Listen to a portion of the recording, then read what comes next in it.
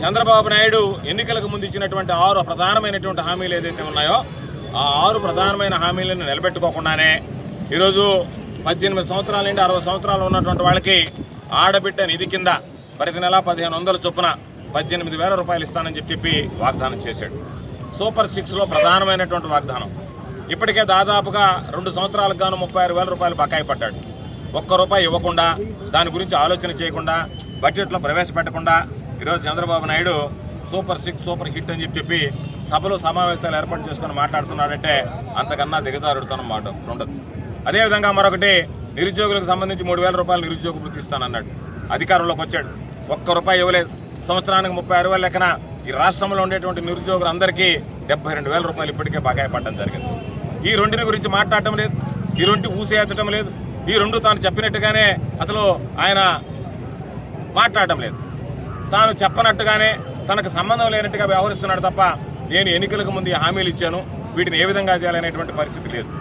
ఈరోజు అదేవిధంగా బస్సులు ఉచిత పూరి బస్సు అన్నాడు, ఉచిత బస్సు అన్నాడు. మహిళలకి 16 కేటగిరీలు ఉంటే కేవలం 6 కేటగిరీలు మాత్రమే వాళ్ళకు వదిలి 10 కేటగిరీల్లో వాళ్ళకి అసలు ప్రవేశం లేకుండా చేసి బస్సులు ఈరోజు రిపేర్లకు వస్తే వాటిని మూలమారేసి వాటిని పట్టించుకోకుండా ఈరోజు పాపం అటు మహిళలు ఇటు పురుషులు ఇద్దరు కూడా ఈరోజు ఉచిత బస్సు ప్రయాణం వల్ల ఈ రాష్ట్రంలో ప్రయాణికులు అందరూ ఇబ్బంది పడేటువంటి పరిస్థితి ఏర్పడింది.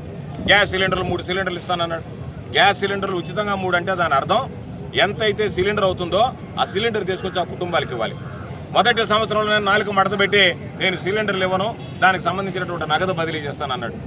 ఒకసారి వేశాడు కొంతమందికి, ఆ తర్వాత నుంచి ఇంకా దాని ఊసే లేకుండా పోయింది. కాబట్టి తల్లికి వందనం అన్నాడు. ఎంతమంది బిడ్డలను కంటారో కనండి, ప్రతి బిడ్డకి 15,000 రూపాయలు ఇచ్చేటువంటి బాధ్యత నాది అన్నాడు. ఆ తల్లులు వెళ్ళి ఆ కాగితాలు తీసుకుని ఈరోజు సచివాలయాల దగ్గర తిరుగుతున్నారు. కొంతమందికి అసలు పడలేదు, కొంతమందికి 6,000 పడ్డాయి, కొంతమందికి 8,000 పడ్డాయి. మిగతా డబ్బులన్నీ మీకు త్వరలో పడతాయి అన్నాడు. త్వరలో అంటేనే 2 సంవత్సరాలు గడిచిపోయింది, ₹1 కూడా పడినటువంటి దాఖలాలు లేదు.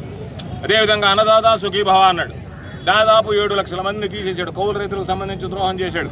అన్ని రకాలైనటువంటివి చేసి ఈరోజు దానికి సంబంధించి కేంద్ర ప్రభుత్వంతో సంబంధం లేకుండా నేను 20,000 ఇస్తానని చెప్పి ఈరోజు కేంద్ర ప్రభుత్వంతో కలిసి 20,000 ఇస్తానని చెప్పి ప్రకటించి 14,000 రూపాయలు చేతిలో పెట్టి 7 లక్షల మందికి దాంట్లో కోత విధించి రకరకాలైనటువంటి ఇబ్బందులకి గురి చేసేటువంటి పరిస్థితి ఏర్పడింది. కాబట్టి సూపర్ హిట్ లేదు, సూపర్ 6 లేదు. 50 సంవత్సరాలు దాటినటువంటి వాళ్ళందరికీ కూడా పెన్షన్ ఇస్తానన్నాడు. మహిళలను మోసం చేశాడు, నిరుద్యోగులను మోసం చేశాడు, యువకులను మోసం చేశాడు. ఈరోజు మెగా డిఎస్సీ పేరుతో దగా డిఎస్సీ అని చెప్పి స్పోర్ట్స్ కోట కింద 421 నిరుద్యోగులకు రావాల్సినటువంటి అధ్యాపకుల పోస్టులను అమ్ముకున్నటువంటి హీన చరిత్ర ఎవరికైనా ఉంది అంటే అది ఈ రోజు ఉన్నటువంటి కూటమి ప్రభుత్వం ఉంది, చంద్రబాబు నాయుడు కొడుకుల నాయకత్వం ఉంది అని చెప్పి మీ అందరికీ సందర్భంగా గుర్తు చేస్తున్నాను. కాబట్టి ఇన్ని రకాలు, రైతులైతే పాపం గిట్టుబాటు ధరలకు ఇబ్బంది పడ్డారు, యూరియా దొరక్క అవస్థలు పడ్డారు. మహిళలైతే ఈరోజు అనేక రకాలైనటువంటి ఇబ్బందులు పడేటువంటి పరిస్థితులు, వాళ్ళ మీద దాడులు, దౌర్జన్యాలు, హింసలు, ఎక్కడ పడితే అక్కడ ఈరోజు బెల్ట్ షాపులు, దానితో పాటు డ్రగ్, ఎన్ని ఎక్కడ పడితే అక్కడ సంఘ విద్రోహ శక్తులు వెచ్చిమిల్లిపోతున్నారు. అయితే ఇటువంటి పరిస్థితుల్లో చంద్రబాబు నాయుడు మాత్రం తనకి ఏమీ పట్టనట్లుగా, అంతా తానే వ్యవహరించినట్టుగా తనకు సంబంధించినటువంటి అనుకూల మీడియా ద్వారా రకరకాలైనటువంటి ప్రకటనలు చేస్తూ కాలయాపన చేయడం తప్ప ఈరోజు రాష్ట్ర ప్రజల గురించి కానీ ప్రజల సంక్షేమాన్ని గురించి పట్టించుకోవడం లేదు. చంద్రబాబు నాయుడు కొడుకు నేను అనేక రకాలైనటువంటి పరిశ్రమలు తెస్తున్నానని పరిశ్రమలు రాలే, ఉద్యోగాలు రాలే, పెట్టుబడులు రాలే, రాష్ట్రానికి ఆదాయం రాలే.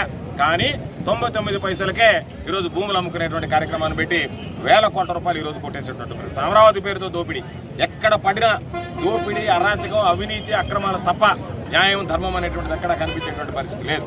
ఒక ముఖ్యమంత్రిగా ఉన్నటువంటి వ్యక్తి మాట్లాడతాడు నేను క్యాబినెట్లో, డిఎస్సీని గురించి ఎవడన్నా మాట్లాడితే వాళ్ళ మీద కేసులు పెట్టండి అని చెప్పి. అంటే ఎమర్జెన్సీలో కూడా మనం ఇటువంటి ముఖ్యమంత్రులను చూడలే, ఇటువంటి అధికారం చూడలే, ఇటువంటి ప్రజాప్రతినిధులను చూడలే. బహుశా బ్రిటిష్ పాలకుల గురించి మాట్లాడుకుంటాం, బ్రిటిష్ కాలంలో ఈ విధంగా జరిగిందని చెప్పి. బ్రిటిష్ కాలం కానీ, హిట్లర్ లాంటి నియంతలు కానీ, లేదా ఎమర్జెన్సీని కానీ వీటన్నిటిని తలపించేటువంటి విధంగా, తలదనేటువంటి విధంగా ఈరోజు చంద్రబాబు నాయుడు హయాంలో ఆంధ్రాలో కూటమి ప్రభుత్వం రాజ్యమేలేటువంటి పరిస్థితులు ఏర్పడ్డాయి. కాబట్టి వీటన్నిటిని దృష్టిలో పెట్టుకొని ఖచ్చితంగా రాబోయేటువంటి రోజుల్లో ఈరోజు కొంతమంది మాట్లాడుతున్నారు, తెలియనటువంటి వ్యక్తులు అందరూ కలిపి మలుకొని ఉంటారు జనాల్ని. ప్రజల ఆస్తుల కోసమే పుట్టినట్టుకుంటారు తప్ప మీరు ప్రజలకు సంబంధించినటువంటి సేవ చేయాలనేటువంటి ఆలోచన కనిపించడం లేదు. కాబట్టి తప్పనిసరిగా జగన్మోహన్ రెడ్డి గారి నాయకత్వంలో ఈరోజే గ్రామాల్లోకి వెళితే ప్రజలు మరలా పొరపాటు చేశాం, జగన్మోహన్ రెడ్డి గారిని ఏ రోజు మరలా అధికారం తీసుకొచ్చుకోవాలనేటువంటి ఆలోచనతో, తపంతో ఈరోజు ఉన్నారు. కాబట్టి ఖచ్చితంగా 2029 ఎన్నికల్లో జగన్మోహన్ రెడ్డి గారి విజయాన్ని ఎవ్వరూ అడ్డుకోలేరు అనేటువంటి విషయం. మరలా ఈ రాష్ట్రానికి ముఖ్యమంత్రి అవుతాడు, మరలా ఈ రాష్ట్రానికి అభివృద్ధి సంక్షేమం అనేటువంటిది జగన్మోహన్ రెడ్డి గారి హయాంలో జరుగుతాయి.